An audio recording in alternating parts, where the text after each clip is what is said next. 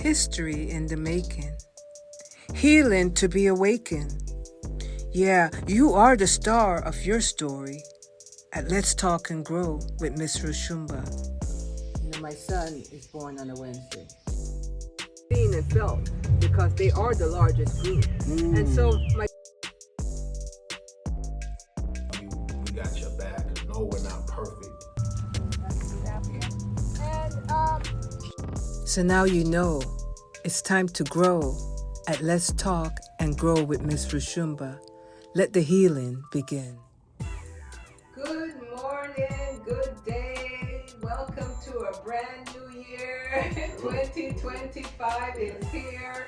We are a quarter of a century into the 21st century. Yes. Folks, time is moving. Yes. Time is moving. We're all stepping it up. Yes. As you can see, I have a guest here today.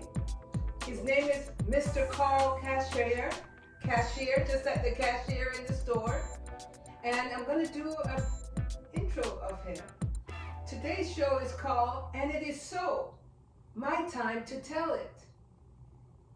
And it is so. Yes, it is. My time to tell it. Yes, it is. You see? That's Yes, what my it guest is. feels. It is so. Yeah. Yes. So let me give you a little bit of what the vibration that I got when I met this wonderful individual that I know you will learn something from his story today. Everyone has ascended from a beginning to the present time Yes. in their living. Okay. And often in our inward calling to make it through to that unknown finish line, we vaguely pause to assess the tremendous difficulties that we come through to be here now. Yes. Mm-hmm. For many, such a pause can be equated by a health issue or a judicial one. Yet others are from an inward driven faith that all life's experience has a purpose and must not be wasted. Yes. Consequently, journeys that are marred with unspeakable challenges and heroic moments that defines the life and the living of such individual must be told and ultimately celebrated. Yes. No matter what side of the tracks you come from, neither what hierarchy you belong to, human beings are the blossoms that bloom on the tree of life. Yes. We are. Weaving and shaping the remarkable complex world of our existence. Yes. Okay. Okay. Yes, we are. And for the descendants of the Ma'afa, which we know is our African enslavement, we know that journey oh too well. Today, I welcome another celebrated example of such an individual. Okay. Yes. Thank you. Mr. Karl Cashier. Welcome to Let's Talk and Grow with me, your host, Ms. Roshumba. Thank you for inviting me and having me. Yes, thank you, sir. Yes, Thank you, sir. Mm-hmm. So, folks, you know how I do it. Hey, subscribe. And if you like it, thumbs up. And if you feel the need, share it. And most of all, continue to watch and dig into the others that I've interviewed, all those other videos. And follow this one through. This is part one. This is part one of an amazing story that we're about to hear from my gentleman friend here, Mr. Karl Cashier. Yes. Brother Cashier. Yes. Yes. Let's talk it out. Yes. So, why is it important to tell your story Because now? I'm in the twilight years Yes. of my journey. Yes. From my point, my religious background and my belief, Mm-hmm. the Bible tells me that we're given 70. In October 14, I reached that plateau in my life Three scores and 10. Which is 70 years old. Oh. I am 70 years old now. Okay. And that's what I believe from the Yes. Father. I have reached that plateau. Now, how much longer do I have to stay here? That depends Only on he knows. That's It's right. not how much long, you see, that's the thing. It's not how long we live, but the quality of life that we live. What testament? Yes. You think, what testament? What story? Yes. And again, biblically, the Bible, let your light so shine that men might see your good works, Yes. which glorifies the Father, Yes. which is in heaven. Yes. What my foundation is, especially at this stage of my life now, Yes. I'm drawing more closer. Others go the opposite way. Yes. We have a choice. Yes. We have been given a unique gift, free will, Yes. to choose Yes. whom ye shall serve, how ye shall live. Again, and we are part of a system. Yes. And I see that system, no matter what, whether it's living and breathing or whether it's plant-based or we consider, and we're still part of a family. Yeah. Part of the Whole part family. of the whole Now, human family. Now, So, can yeah. I find my niche Yes. in the family? And what am I bringing to the family? That's right. Am I helping to grow, develop, to be positive, or am I a detractor and a detriment To the family. to the family?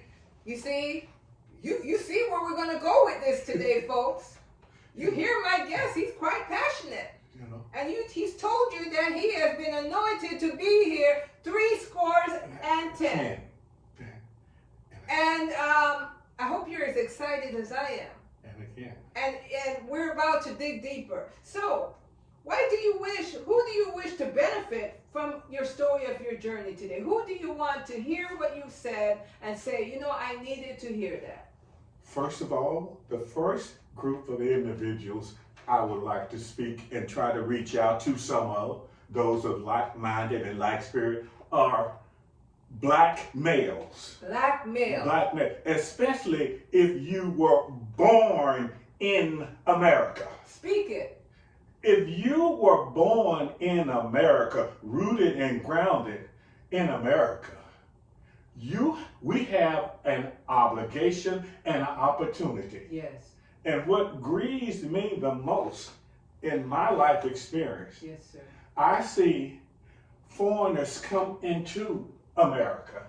I mean, some die on the way, have to sell organs, have to, do without to get here. Yes. Cannot speak the language, yet they have one to rise, to live and grab a hold of the American dream. And they don't take no for an answer. For an answer. They don't take, oh, you prejudiced, you racist, you hate.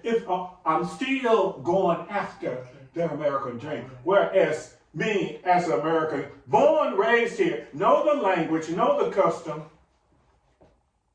The first somebody tell me no, or you can't do that, I accept it as face value and don't pursue. Yes. Even sometimes that may be negativity, that hindrance may be close to us, family members. Yes. But again, you have to find your pathway.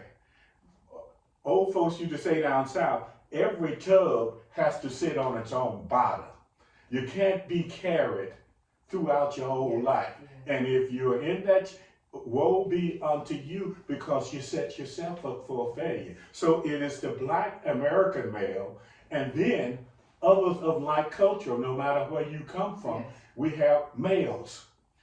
Have you found that you am I giving and contributing positive to human society? What's my legacy going to be once I depart here? And you see, he is really telling it to you today, folks. He's telling it to you. What I want to do at this time, Mr. Cashier, tell me the beginning. Tell me where you began. Where were you born? Tell me what the young youth of the adolescent Karl was about. Tell me where you were born, what you had to overcome to speak the way you did. So where were you born? My upbringing, my roots are in the South. As you can see, I got on this Arkansas Razorback jacket. I'm from the statehood of Arkansas, which is in the deep South. Okay. And I was not born in the city or in the suburb. I was born in the rural town, country town of Eudora, Arkansas, which in its heyday, the population was 3,600 people. Yes. And during that time I was born, the house I was born in, no running water, no electricity, nor indoor plumbing. We had an outdoor outhouse. Yes. I did not grow up with toilet paper and toilet tissue. What we used for our toilet paper were discarded Sears Roebuck, J.C. Penney, and the telephone book. Those were placed in our, because we were sharecroppers. We worked on the farms out there. Usually these were white-owned plantations.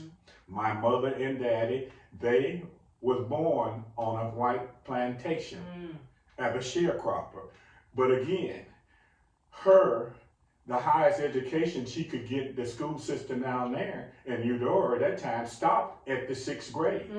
She graduated from the 6th grade and became the teacher of the 6th, and it was a one classroom, one house, first, second, third, when you were in one classroom. That was all grades. That was our, but again, she became a teacher, certified teaching school. She went on, I was born in a little hamlet of Eudora in 1954. Dirt roads, like I said, a house that kerosene lamps, wood burning stove. I took my first, you heat the water on the wood burning stove, and what we call a galvanized number 3 tub, round tub, that was our bath. You put water, and normally 2 or 3, with 5 boys of us, usually 2 or 3 of us bathed in the same water before we changed it out. I see.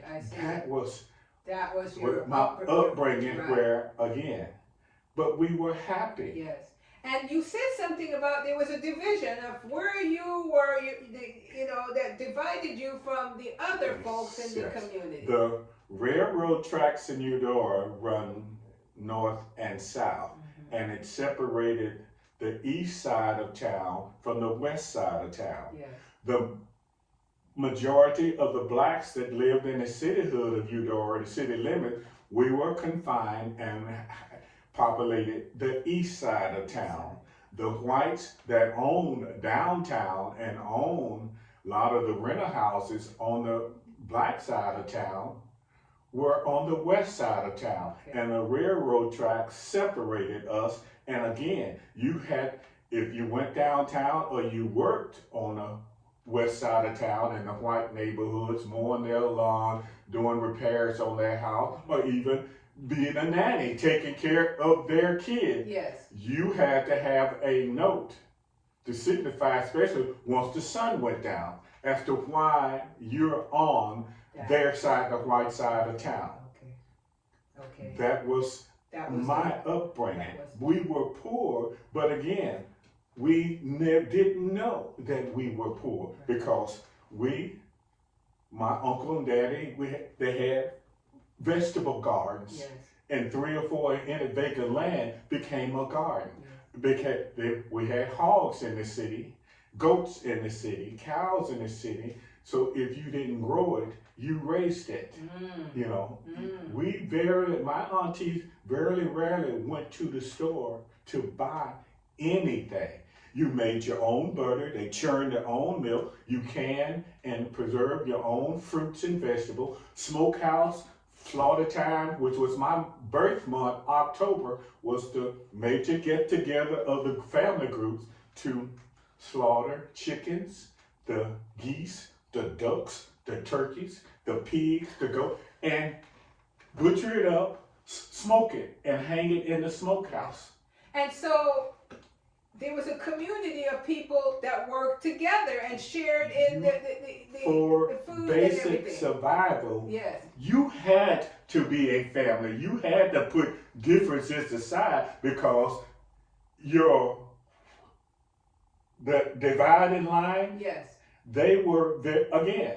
That was the standard. We're white, you're black, you're seen as property, you're seen as less than human, and we can do what we want to when we want to.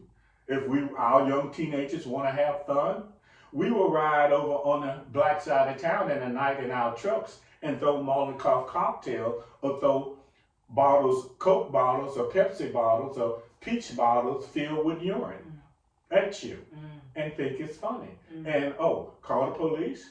They're all white. The sheriff is white. They're not gonna.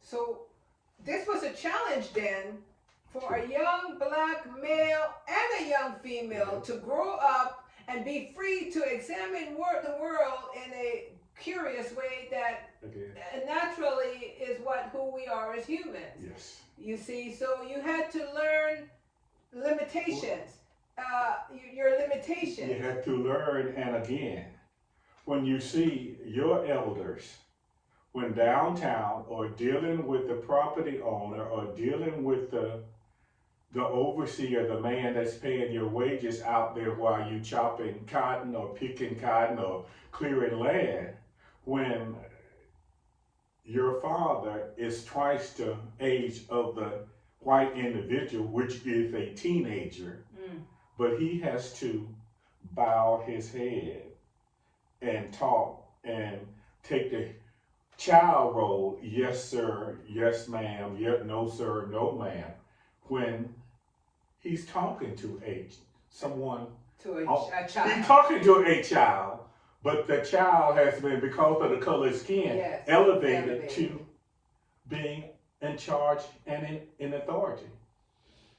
And to grow up and watch that, and to watch how they have to bite their tongue when they're in the right. Yeah. So let me ask you, how did that make you feel as a young youth when you saw that? What questions did you ask your father? Or did you just understand it from the whole energy of everything that was happening? I pondered in myself, why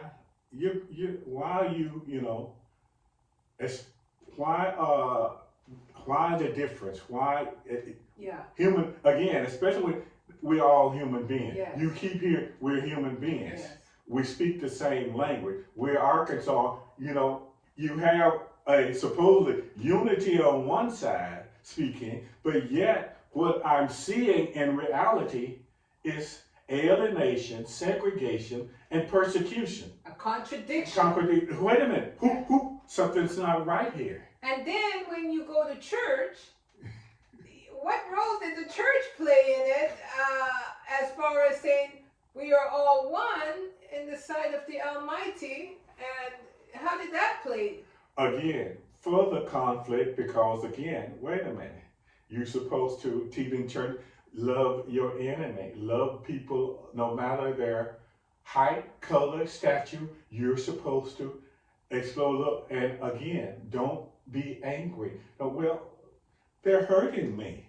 They're killing us. Yeah. And wait a minute. What do you mean I can't turn? And especially turn the other cheek. Time out.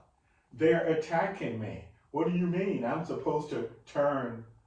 Don't I have a right to defend myself? So how did the adolescent teenage individual, as young teenagers, which we see now with the young African American youths, they end up, in the jails, in the prison, or in the graveyard, because there's certain energies that, you want to go out there and be. It comes a point how did you handle that during that time? Have to realize internally, we have good and bad. Human emotions, love and hate is there. Natural. That's a natural part of us. Yeah. The question is, how do I channel it? Yeah. And I learned that with dealing with other black males.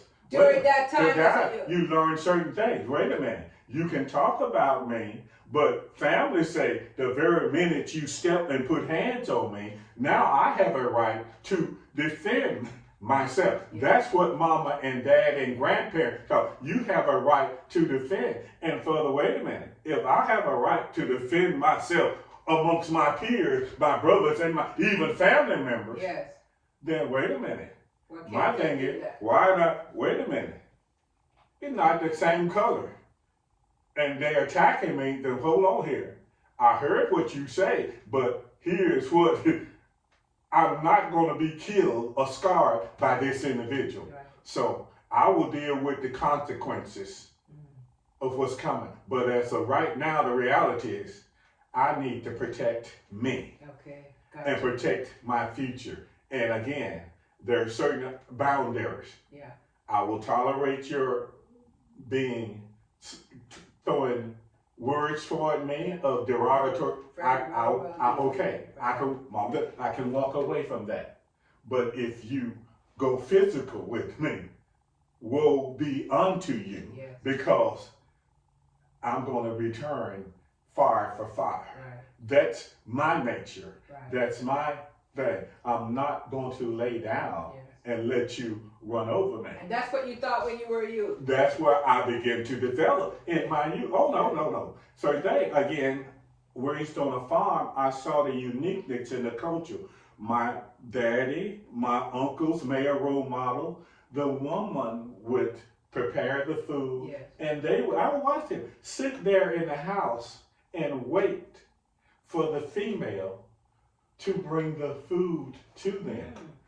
And it was okay if you're right there, but sometimes Auntie Mama had a role out in the garden, out in the field, down fishing. Yes. And he at the house for hours with stomach growling. I wish they would hurry up and stuff. And me as a child sitting there, wait a minute. You got 2 feet, you got legs, you got 2 hands. I don't understand. Go through the living room, the bedroom, to the kitchen. The food is in the pots on the stove. The bread is already prepared. Take a plate and fix your food. Well, let me ask you, because you see, that could have been coming from, the white man is served by his woman. So the black man, after having come up out of the culture, now he's saying, well, if to be a man is to equate myself with them, then they're being served by their woman, so I should be served by mine as well. Because although we don't want to, claim what, the fact that when they stripped everything from us, as we try to rise up, who did we use as our example? Example and emulate. And the effects of that is kind of what we're seeing now, right? And well, look at us in the emulation. We don't want to be like them, associated on one hand, but yet look at what we did, especially black in America. Yeah. What do? We went out there and bought straightening combs and put chemicals on our skin and in our hair to straighten our hair. We contribute to, even today, we contribute billions to the economic system for beauty products. Especially back in the 50s and 60s and 70s, Jerry Curl, straightening comb, the Archer, skin tone to bleach our skin. That's yet we hate them. Yet we hate them, but we lightening our skin, we're straightening our hair. What? So audience, there's a contradiction occurring. And that is why this show is exceptionally important, because everything has an origin. just like we're talking now about your youth and how you evolved to say now that you understand yourself. You're not just the person that does this work, the person that lives here, the person that done this, but the actual person is surfacing. And our goal in this conversation is to get to where, when you finally met Karl Cashier. Yes. But these were the makings of you. These were building blocks. And some building blocks. The foundation was good, but as I said, there are some times in my life I built stuff on the foundation that was not appropriate. Because everything has its season. Because if you think about that community when you were a child, it's quite different from when your parents was a child. Yes. Did you know your grandparents? I knew my father's father. I knew my mother's mother. I got to experience and sit down and be tutored by them and observe and get some of the stories of their childhood and what they had to go through, which further later on now I appreciate even more because didn't realize it was further developing and growing me. I can hear in some of those conversations. Yes. What stands out on your grandmother's side, your matriarchal side, that she said that made you take note? Again, what she did, she at that time in the early, because I was born in 1954, and she had already made up in her mind that she, she had, my mom had 5 brothers, so there was 6 of them. Yeah, 5 boys, 1 girl. 5 boys, 1 girl. Okay. But she decided, of all the people, my grandmother, that the rural, segregated, racist life of the South, she could no longer tolerate and live with. So those who are, you all want to? I'm headed to California. Those that want. So your grandmother from your mom's side was a part of that great migration? Got up out of Arkansas, got up out of the South. Took her children with her? All my brothers, 5 boys, decided to follow suit and leave. Your brothers? All my uncles decided. My mom was the only one decided to stay rooted and grounded in the South. She stayed. That was your mom? That was my mom. Okay. I had my grandmother in San Francisco. Okay. 2 of my uncles, 2 of my uncles, one in Oakland, one in South San Francisco, another uncle in Los Angeles, and the 5th brother went to New Orleans. Okay, so they made that migration. They made the migration. So that was the big move on your grandmother's side, was to leave the South. How about your patriarchal grandfather's side? What was something that he did or said that impacted you, the change in your life? I observed his quietness and patience of things, and I learned some lessons from him because, again, as we begin to assimilate and rise up, my mom, like I said, from a sharecropper's house to buying her own house, her own land and cars and stuff, to coming out of the field, to working in the garment factory, to going to working in the public school system, Arkansas school system there in the cafeteria. But again, ownership. His thing. Off the farm, what skill set do I have? I know how to make things. So I'm using my skills as a carpenter to make my furniture, bed, my baby's crib, my aunties, men, they go out there and work the land, saw down lumber to saw it up to make the lumber for the houses, for the, even one of my favorite horseshoes. He had a blacksmith forge out there that I had got to crank to heat it up while he make horseshoes and the nails to go. He didn't buy nails. He made nails. So, ladies and gentlemen, we're going to come to a stop on part 1 based on where we're going now, because you see, This is like just the intro. You see, this should be going on every month for years, because his story is not something that we could do in an hour, not in a day, not in a week. But he's one of the stars because he's overcome so much and he has so much jewels to share. And so as he speaks right now and lets us know the importance of family, the importance of the grandparents, the importance of what they taught you, and especially the importance of what they learned. Then that's a question. Nothing was wasted. No. Nothing was wasted. So the evolution of your life is what brought you here to this moment. Yes. And so we're going to pause here, part 1. Let's talk it out with Mr. Karl Cashier. Yes. And it's called, and it is so my time to tell it. And it is so my time to tell it.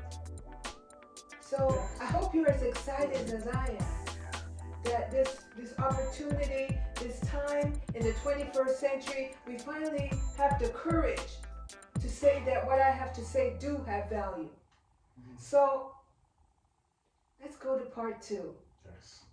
Thank you for watching. Yes. Thank you. So now you know it's time to grow at Let's Talk and Grow with Miss Roshumba. Let the healing begin.